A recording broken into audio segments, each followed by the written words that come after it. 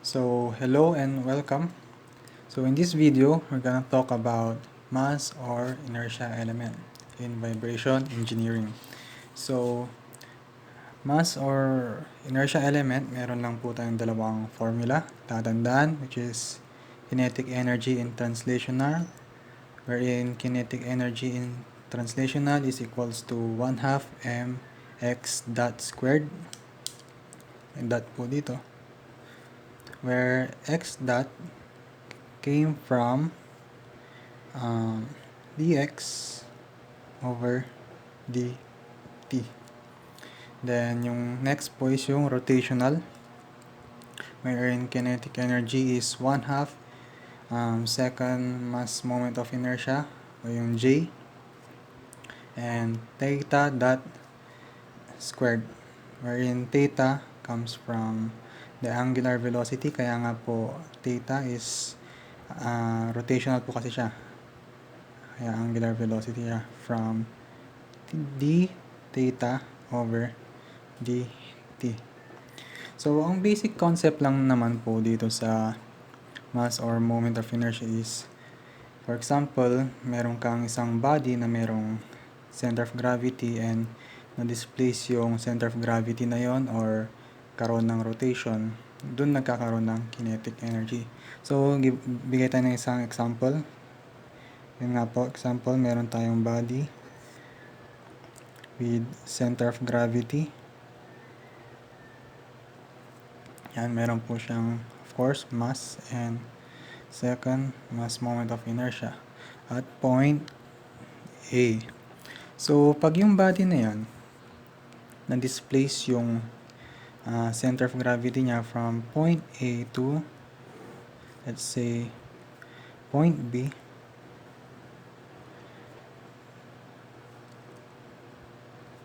ayan po. So, dyan po, nagkakaroon na ng motion yung body. Wherein, in this kind of motion, ang nangyaring motion lang po dito is translational. Yan po, translational or linear. So, ang magiging kinetic energy lang po natin dito sa body na to is 1 half m x dot squared. So, bakit wala pong rotational or yung J, hindi po kasama? Kasi nga po, walang rotation na nangyari dun sa motion. So, next naman, paano pag yung body ulit, isang body with center of gravity is nagkakaroon ng angular rotation sa kanyang center of gravity. So, dyan na po pumapasok yung rotational na kinetic energy. So, therefore, ang kinetic energy po natin dito sa body na to is kinetic energy is 1 half second mass moment of inertia times theta dot squared. So, paano po naman pag yung body natin with center of gravity gumalaw siya or na-displace yung center of gravity niya from point A to point B.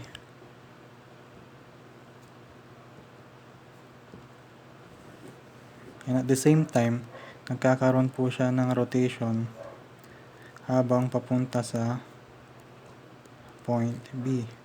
So, ganito lang po kasimple yan. I-add lang po natin kung anong mga motion na nangyari dun sa body natin. So, magiging total kinetic energy natin, KE, lagyan natin ng T for total, is kinetic energy sa translational, TR na lang for translational, plus kinetic energy sa rotational. Or, substitute natin kung ano yung mga formula for translational at rotational. Magiging 1 half for translational m x dot squared plus 1 half j theta dot squared. So, ayan po yung kinetic energy nung yung lahat ng kinetic energy ng body natin. So, sometimes din po pala, take note, yung kinetic energy natin, pwede na natin siyang gawing translational or rotational. Depende na po sa problem na given. So, for example, tinatanong sa problem is the equivalent mass. So, yung KE natin, pwede natin isulat as, or KE total natin, pwede natin isulat as 1/2 equivalent nga po ang tinatanong yung equivalent na mass na kinetic energy na experience nung body, kaya nagiging MEQ times x dot squared. Pagdating naman po dito, depende po kung saan nakabase yung mass equivalent na tinatanong. Or next naman, pwede rin nating gawing yung kinetic energy total na in base sa rotational, which is 1/2 magiging J equivalent lang po times theta dot squared. Ayan po. So ngayon, punta na po tayo sa problem solving, sample problem natin. So, correction po pala na dapat dito sa kinetic energy total natin, dapat itong x dot is x dot equivalent din po.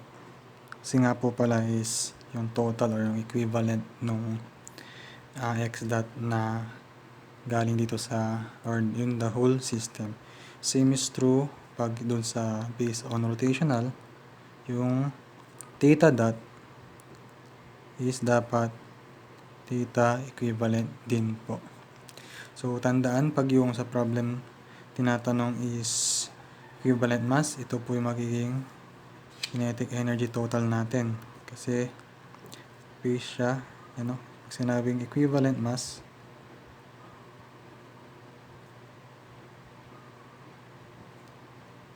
yan po, base po siya sa translational motion. So, pag sinabi naman pong problem na ano daw po yung equivalent mass moment of inertia,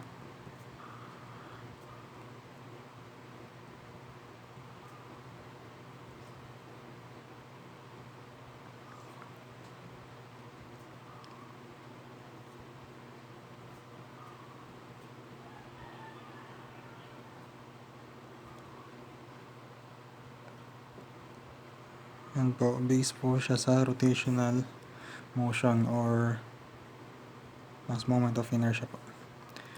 Gagamitin natin is yung formula for rotational motion. So, let's go to our sample problem.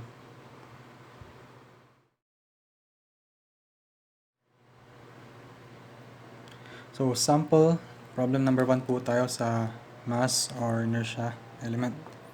So, given, meron po tayong rigid bar, ito po, na merong pivot at point O, wherein may tatlong mass po, M1 at point A, M2, point B, M3 at point C. At may kanya-kanya po silang mga velocity, which is x.1, x.2, and x.3. At meron din given mga length na L1 from point O to point A, L1, point O to point B, L2, point O to point C, which is L3. And then, ang requirement ng problem is hanapin daw yung equivalent mass ng system. So, ito po yun, pinapahanap ng problem.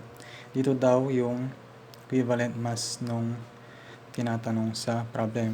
So, ibig sabihin, kung andito yung equivalent mass, yung x equivalent dun sa kinetic total is magiging equal siya sa x.1. So, first, sulat muna natin yung summation nung lahat ng kinetic energy ng system. So, kinetic energy total is equals to kinetic energy nung A plus kinetic energy nung B plus kinetic energy nung mass C or yung object C.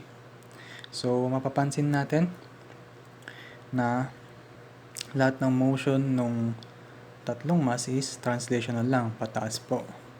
So, gagamitin natin formula para sa kinetic energy is yung for translational motion. Magiging KE 1/2 M1 for mass 1 tapos x dot 1. Yun po, given po. I hope nakikita po.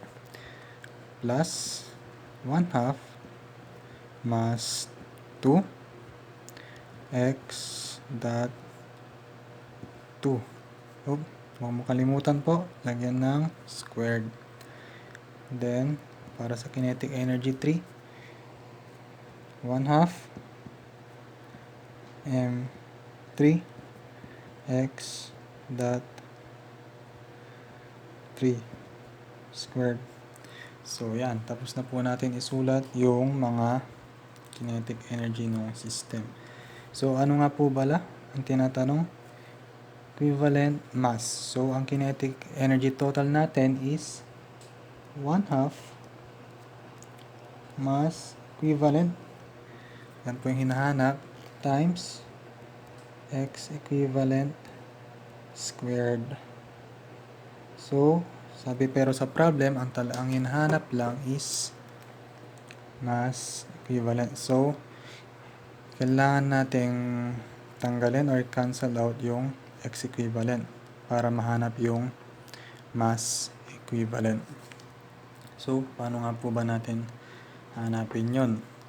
So, maghanap tayo ng relationship na pwede nating i-relate yung mass, yung mga velocity, mga x dot, 1, 2, 3, mass 1, 2, 3. So, mapapansin natin na yung mga motion daw nung object is pataas. So, ang mangyayari, may pivot tayo dito. So, itong rigid bar natin is ikot pong pa ganon or tataas pong pa ganon. So, magiging itsura po niya is ganito.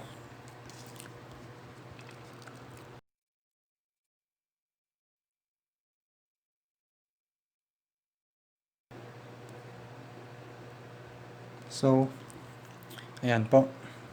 Yan po yung magiging itsura after ma-apply yung mga velocity x1, x2, x2 dot, and x3 dot.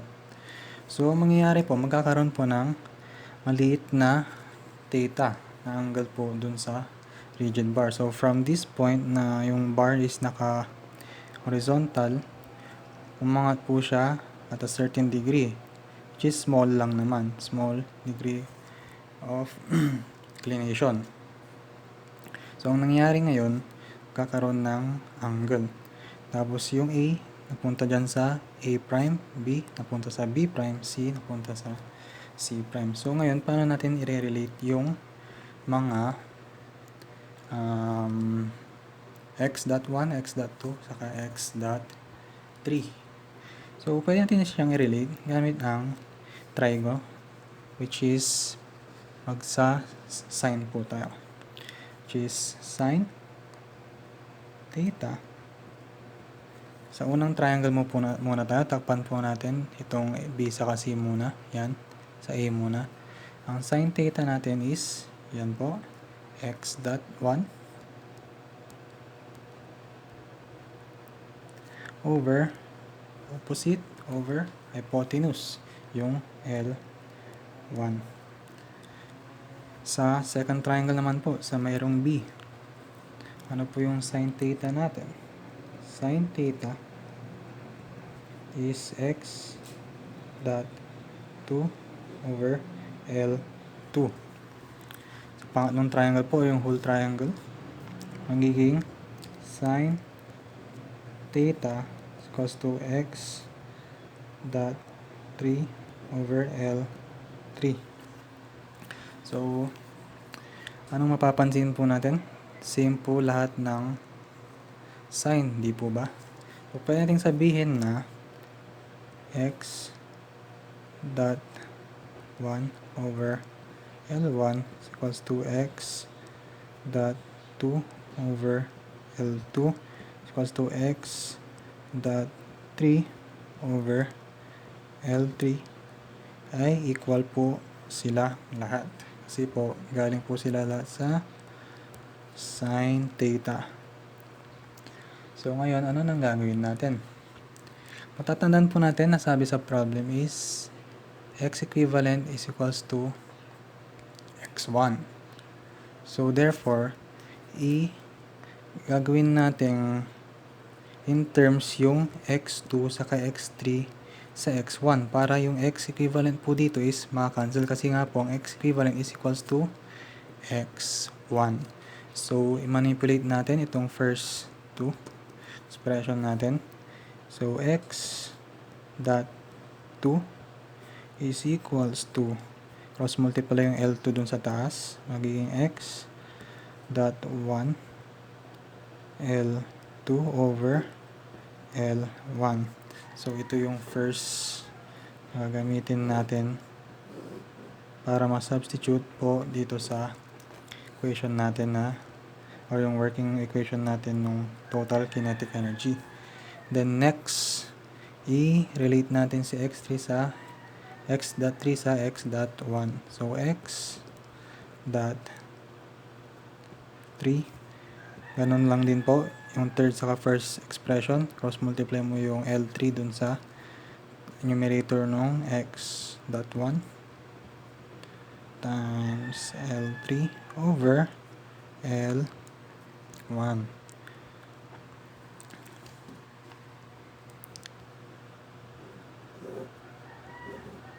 Oops.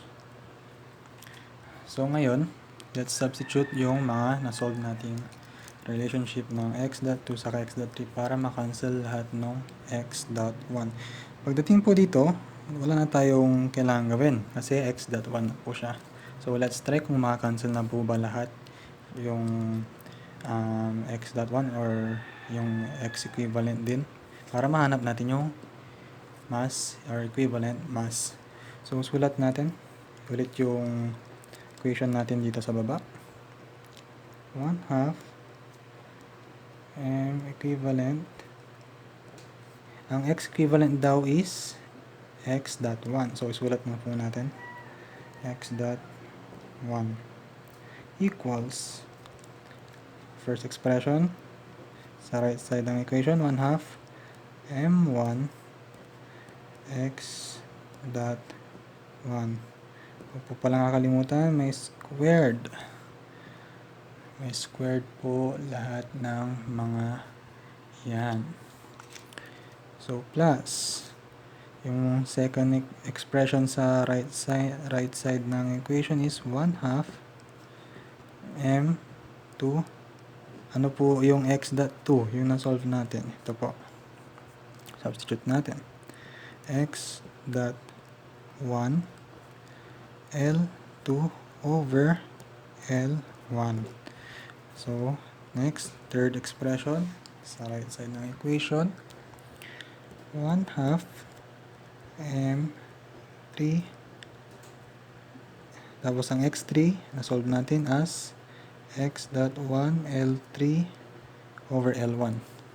X dot 1 L3 over L1. So ngayon, ano mapapansin natin? Unang maka-cancel po is syempre, yung mga 1/2. Next na maka-cancel po.